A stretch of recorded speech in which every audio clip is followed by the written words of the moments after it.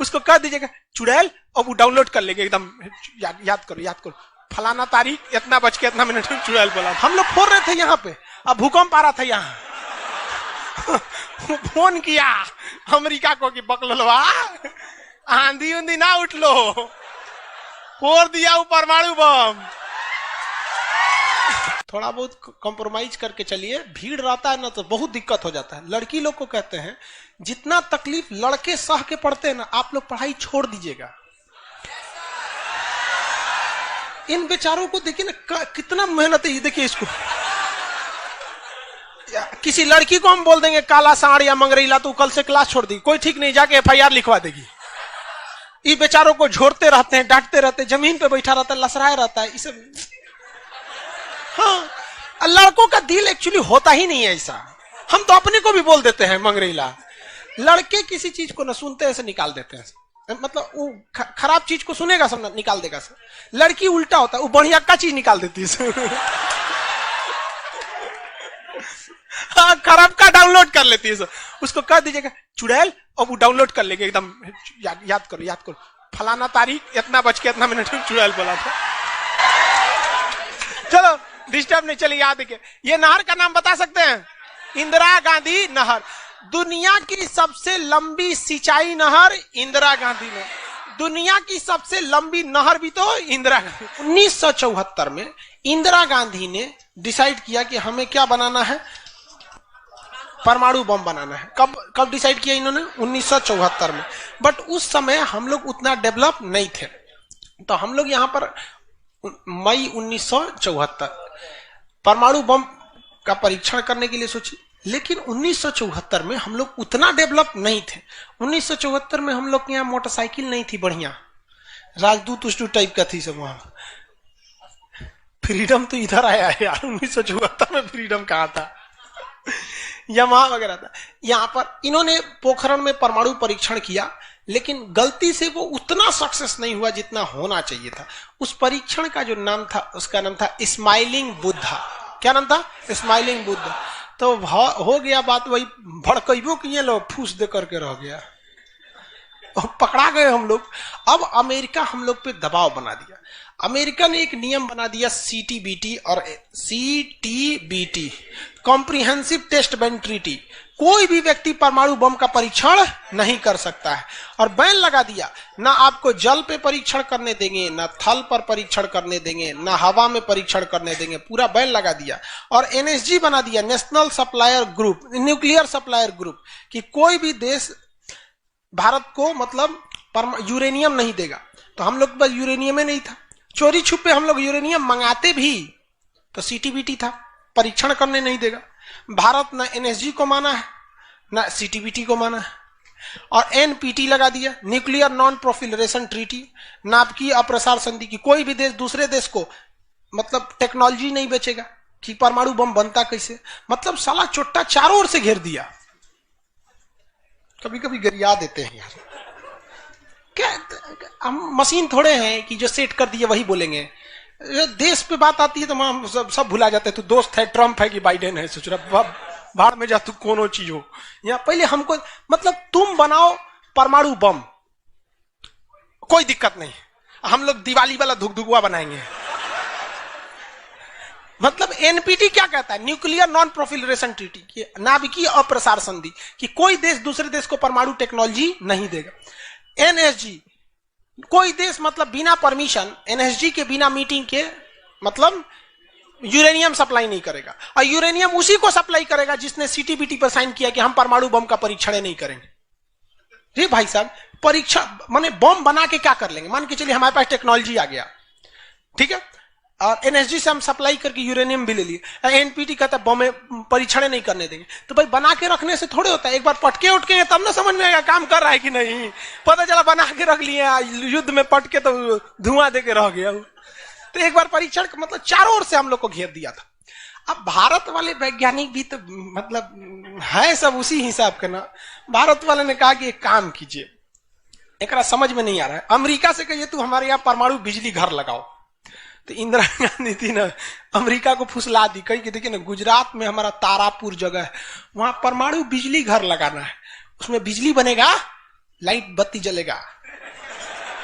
आप बिजली घर लगाइए, सुने हैं कि 300 करोड़ का खर्चा आता है, और जबकि 200 करोड़ का खर्चा आता था। तो अमेरिका लपलपा गया कि अरे दादा बिना मोलाई तो रेट बढ़ा दी है।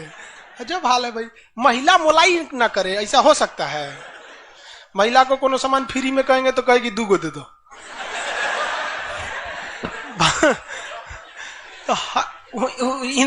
अमेरिका ने सहयोग कर दिया, हाँ हाँ हम पूरा परमाणु बिजली घर बना देंगे, बिजली बनेगा आपके यहाँ, भुक वाला लाइट जलेगा एकदम। तारापुर में 1972 में बिजली घर लगा दिया। अब बिजली घर चलेगा कैसे?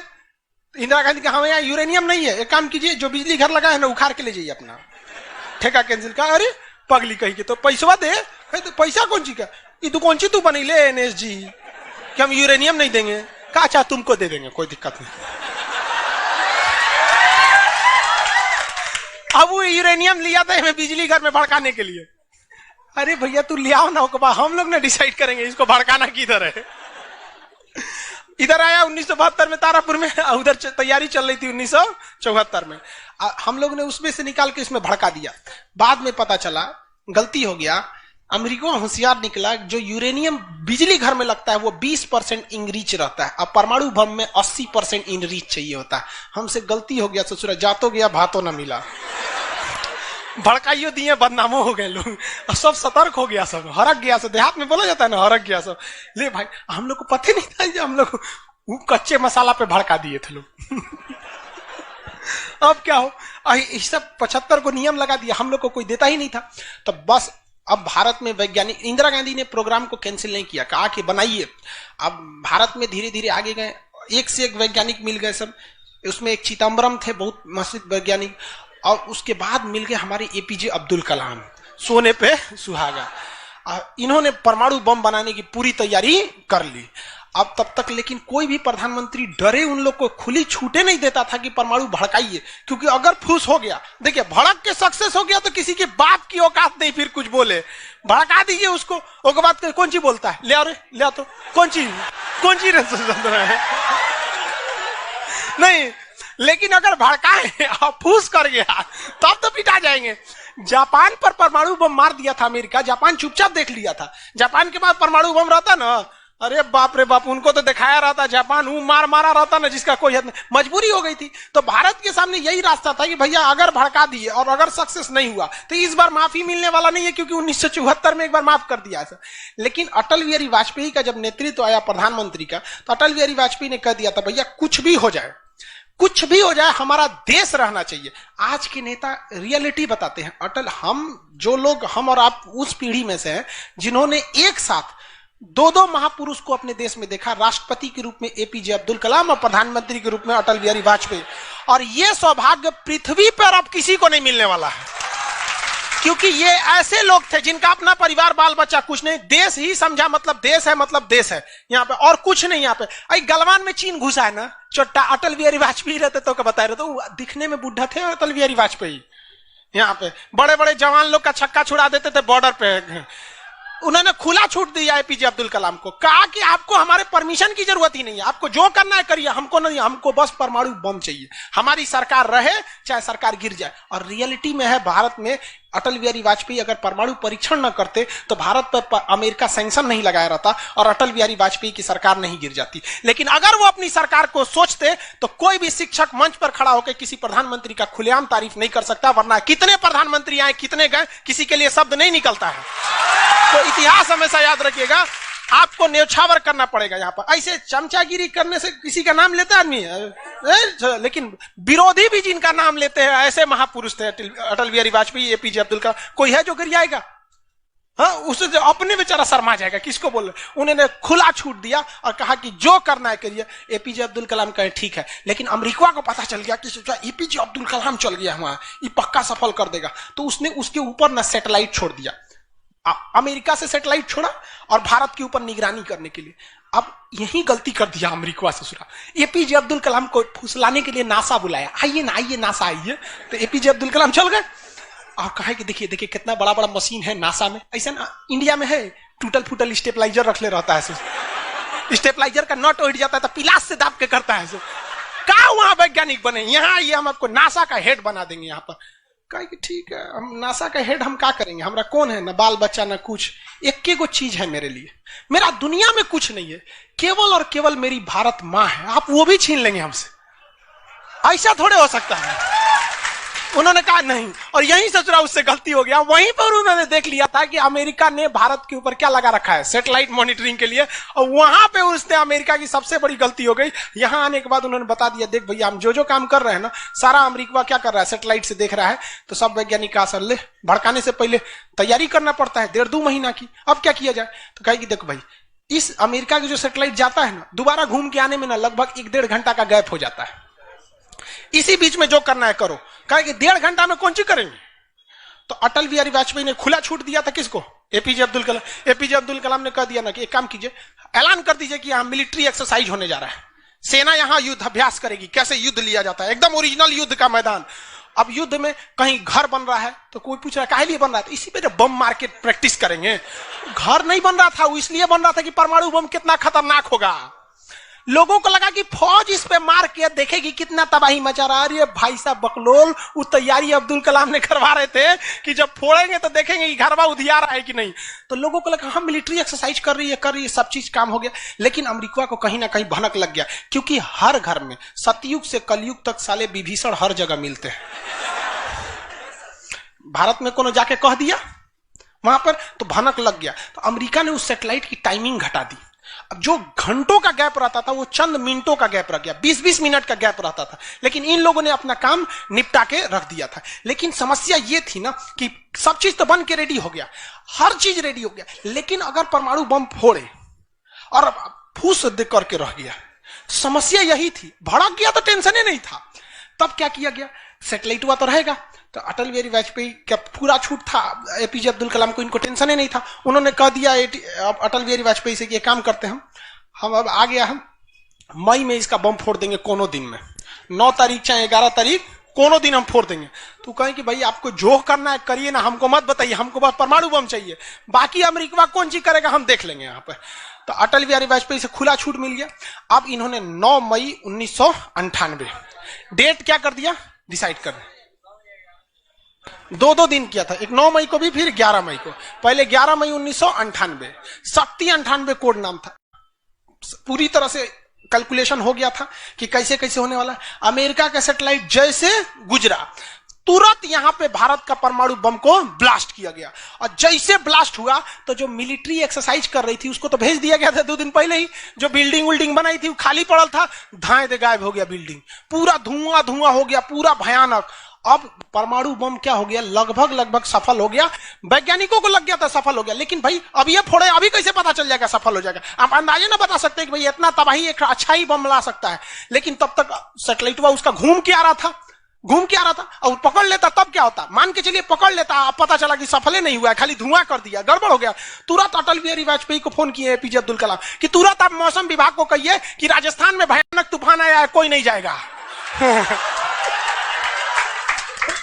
अटल बिहारी वाजपेयी ने तुरंत घोषणा करा दी, राजस्थान के लोग अपने घर में रहे, बहुत भयानक तूफान आया है।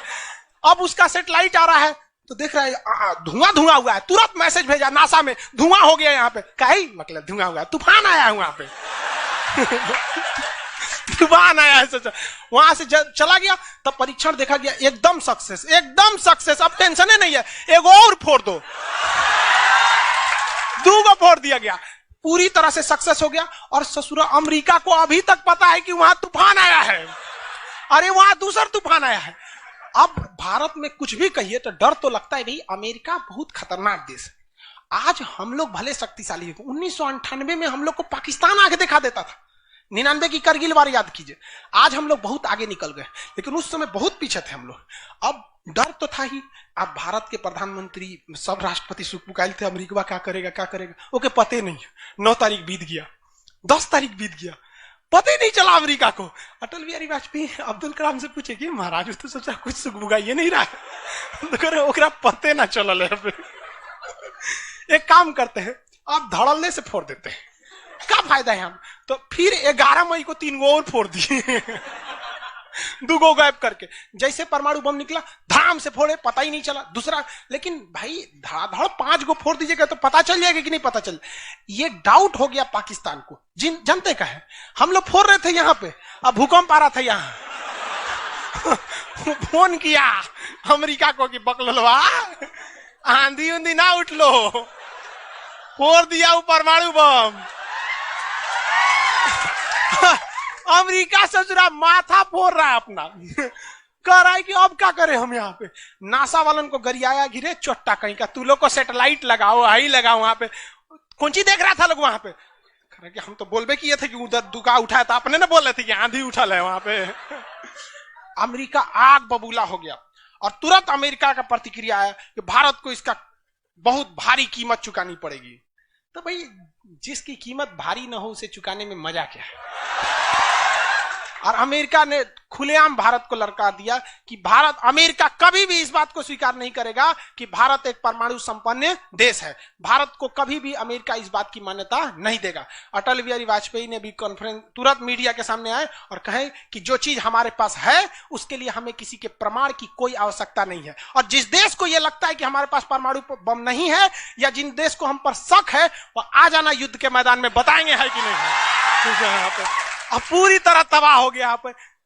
अब अमेरिका माथा पीटते रह गया। अमेरिका ने आदेश दिया अपनी सेना को कि तैयार रहो। अटल बिहारी वाजपेयी ने आदेश दिया अब्दुल कलाम को कि जो बम बनाए हैं ना, 2-4 गो फोटोकॉपी उसका रेडी रखिए। फोटोकॉपी मतलब उसका बना के रेडी रखिए, क्योंकि सेना की लड़ाई में भाई आर्मी टू आर्मी बहुत दिक्कत हो जाएगा। एडवांस है वो बहुत। आज के वक्त में भी हमारा हथियार वहीं से खरीद के आता। भारत ने भी डिसाइड कर लिया कि जो होगा आपकी परमाणु बम से होगा। अमेरिका भी डर गया कि ना भाई इससे लड़ना अब ठीक नहीं है। पाकिस्तान वो बम बना के रख ले था, डरे नहीं फोड़ रहा था। 1 हफ्ता तक देखा कि भारत को क्या हो रहा है, क्या हो रहा है। देखा कि कुछ नहीं हुआ, इहो चुप पे फोड़ दिया। अमेरिका एकदम ककुआ गया, एकदम कह रे चट्टा कहीं का तू क्या फोड़ा रे। तो पाकिस्तान में झाड़ दिया अमेरिका को कि हमरे बोलेंगे कमजोर जान के, हाँ फोरले आपके आप बाई तो एकरा नहीं बोलेंगे यहाँ पे। हम कमजोर हैं तो हमरा बोल देंगे। एक काम कीजिए, आप भारत को जो सजा दीजिएगा हम भी वही सजा काट लेंगे। सोचो हमरे पे खेल गया। हम ही लोग पे खेल गया पाकिस्तान। अब भाई अमेरिका टेंशन में आ गया। अमेरिका ने भारत पर एम्बार्गो और प्रतिबंध लगा दिया। जैसे अभी सऊदी अरब पे प्रतिबंध लगा दिया, कल के वीडियो में बताए थे, सऊदी अरब का डस्टबिन बना दिया वहां के। तो वहां पर अमेरिका ने भारत पर प्रतिबंध लगा दिया। कोई देश भारत से सामान नहीं खरीदेगा। जो जो चीज जरूरत की थी सब चीज पर बैन लगा दिया। भारत की अर्थव्यवस्था डूब गई, पाकिस्तान की भी अर्थव्यवस्था डूब गई, लेकिन भारत को बचा लिया। भारत के 55 लाख कुशल कारीगर जो विदेशों में काम करते हैं। आप प्रतिबंध लगाइएगा भी तो पूरी दुनिया का कारखाने ठप हो जाएंगे, क्योंकि हर जगह भारत के वहां वर्कर काम करते हैं। और अमेरिका या सीबीएसई वाले जो वर्कर होते हैं वो स्पेशलिस्ट होते हैं। पेंट मारता है तो पेंटे मारेगा। भारत का मिस्त्री मल्टी टैलेंटेड होता है। पेंट मार रहा है उसको कोई काटी ठोक दो तो बिजली वाला काम कर दे, तो हाँ तार और घींच देते हैं। मल्टी टैलेंटेड होता है और काम भी बहुत ज्यादा करता है। काम हम जब 5 बजे कर देगा तो आदमी अच्छा बोरा नीचे उतार दो, तो ये सब बड़ी काम कर देता है। मेहनती होता है सर, कोई दिक्कत नहीं है उन सब में। खाना नहीं भी है तो कोई दिक्कत नहीं, निकालेगा कहीं नहीं है, चालू। तो पूरी दुनिया से भारत को पैसे आ रहे थे। पूरी दुनिया भारत में क्या, भारत के हजारों वर्कर लाखों काम कर रहे थे, भारत में पैसा आ रहा था। तो हमारी अर्थव्यवस्था पर उतना भयानक प्रभाव नहीं पड़ा, लेकिन पाकिस्तान की अर्थव्यवस्था तबाह हो गई। इसकी यहाँ के कोई वर्कर को ले भी नहीं जाता है। अरे चोटा कब मार करेगा कोई ठीक है नहीं है यहाँ पर। ये सब इतने बड़े बैल होते हैं सब पाकिस्तान वाला। अगर पाकिस्तान के एक मोहल्ला से 5 आदमी विदेश गया है ना, वहां अच्छा से हंसी खेसी ड्यूटी कर रहा है, अगर उसके परिवार में यहां झगड़ा होगा ना तो दोनों हुआ झगड़ा कर लेगा सर। तो अब्बा काहे मर लो हमरी खाला को हुआ मार कर ले। उसकी अर्थव्यवस्था पूरी तरह से बर्बाद हो गई। अब पाकिस्तान के साथ अजीब सी दिक्कत था। अमेरिका अर्थव्यवस्था बर्बाद कर दिया, लेकिन पाकिस्तान भाई साहब हरामियों में नोबेल पुरस्कार मिलता तो हर साल यही लाता। इसने कहा कि एक काम करते हैं, अमेरिका ने हमको ऐसा बर्बाद किया है कि परमाणु बम होने के बावजूद हम तड़प के रह जा रहे हैं। हम भी अमेरिका को तड़पाएंगे। यह कहता है ना कि हम किसी से खरीद नहीं सकते हैं, व्यापार नहीं कर सकते। एक काम करते हैं, हम परमाणु बमें बेचते हैं। सजरा उत्तरी कोरिया को बेच दिया, किंग जोंग पगला को देखे उसका टेक्नोलॉजी पाकिस्तान दिया है, सद्दाम हुसैन को, ईरान को, सबको बेचने लगा। कि सारा थ्योरी ले आके देखता था कि देखिए ऐसे ऐसे परमाणु बम बनता है, लीजिए 20 करोड़ दीजिए जाइए। अब अगला हिसाब, 1 महीना तो काटेगा आदमी, अगला हिसाब देखे। अमेरिका कर रहा है पाकिस्तान में चोट्टा क्या कर रहा है, क्या कर रहा है, मरे हम भूखे मरे, आप प्रतिबंध हटा दीजिए नहीं तो हम इसको फेसबुक पे डाल देंगे।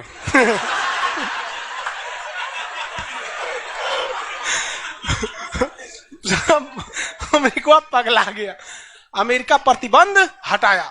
इस बार फायदा उठा लिया भारत, कहा कि रे ओकरा हटाया तो हमरो प्रतिबंध हटाओ। समझ में आ गया कि नहीं? तो गलती से भी अगर हम लोग जब भी एक दूसरे का अंतर्राष्ट्रीय मंच पर साथ दिए हैं ना, तो दोनों को फायदा हुआ है। लेकिन ये चुट्टा उसको समझ में नहीं आता है। अभी भी अगर वो शांति से रहेगा ना तो बहुत आगे जाएगा, और अशांति से रहेगा तो एकदम में आगे चल जाएगा। परमाणु परीक्षण समझ में आ गया? किसी को कोई दिक्कत कहां होता है? पोखरण में। आज भारत परमाणु संपन्न है या नहीं है? परमाणु की आवश्यकता है? नहीं। अब अमेरिका केस कर दिया भारत पर, कहा कि आपने न्यूक्लियर प्रसार संधि तोड़ा है। भारत ने कहा हम नहीं तोड़े हैं, हमने किसी से संधि मंगाया ही नहीं है, हमारे खुद के वैज्ञानिकों ने खुद बनाया है। और ये बात खूब एपीजे अब्दुल कलाम ने बोला था। कौन सी बोलता है चुराए, हम बनीले, बताएं कैसे बनता है। कहा कि अच्छा ठीक है ये नहीं है, लेकिन आपने यूरेनियम तो चोरी से मंगाया। कहा चुप, चट्टा कहीं का चोरी से मंगाया। हमारे केरल में यूरेनियम निकलता है, जादूगोड़ा की खान झारखंड से निकलता है, उसी से हम बनाए। हम किसी से भीख नहीं मांगे हैं, हम हिंदुस्तानी हैं लोग, यहाँ पे भीख में तो हमें कुछ भी नहीं चाहिए। तो एनएसजी कहा कि अभी, तब कहा अब कौन सी पे मुकदमा ठोके, तब इसमें ठोक दिया भारत पे। आपने परमाणु परीक्षण किया क्यों है? भारत ने ये मुकदमा जीत लिया। जानते हैं कैसे? कहा कि कैसे, हमने तो कोई नियम नहीं तोड़े हैं। सीटीबीटी कहता है आप पानी में नहीं फोड़ सकते हैं, जमीन पे नहीं फोड़ सकते हैं, हवा में नहीं फोड़ सकते, हम जमीन के अंदर फोड़े हैं। भारत ने कहा फोड़ा था? जमीन के अंदर। तो भारत को उस समय हर चीज साथ दिया था, बुद्धि, विवेक, बल, शक्ति सब रहना चाहिए, तब आप जीत सकते हैं। ऐसा नहीं कि परमाणु बम ले लेने से आपको जीत जाएंगे। कब कैसा सिचुएशन था, आंधी आया है, परमाणु बम फूट गया, तो हर चीज बहुत कांड हुआ यहाँ पे। बाद में अमेरिका को समझ में आ गया कि नहीं हो सकता है, अब भारत को ना नहीं सकते। वो गया जमाना जब हमारे ऊपर किसी का शासन हुआ करता था। आज भी भारत में बस जाति पात खत्म हो जाए, ऊंच नीच पे लड़ना खत्म हो जाए, और Congress BJP high party how party मतलब नेतागिरी खत्म हो जाए, तो सोचिए ना हमारे पास कमी किस चीज की है कि नहीं? नेतागिरी तो सॉल्व हो सकता है। यूपीएससी का एग्जाम कंपलसरी कर दीजिए नेता बनने के लिए। काम खत्म, तुरंत खत्म हो जाएगा काम। आप इसको समझ में आ गया कि नहीं? लाइव वाले सब लोग समझ में आ गया? अब आगे कल समझेंगे लोग। आज के